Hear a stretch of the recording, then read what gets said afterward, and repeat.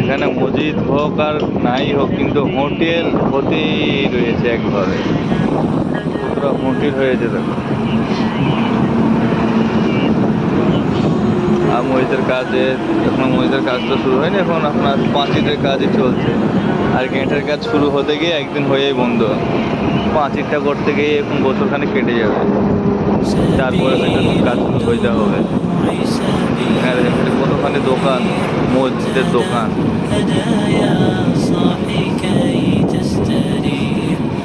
মসজিদ না এখন কোনো কিছু মেলা, তাই বা কে জানে। দোকান বসে, পীরের মাজারেই বসে দোকান। আপনারা বলুন, এটা পীরের মাজার না মসজিদ?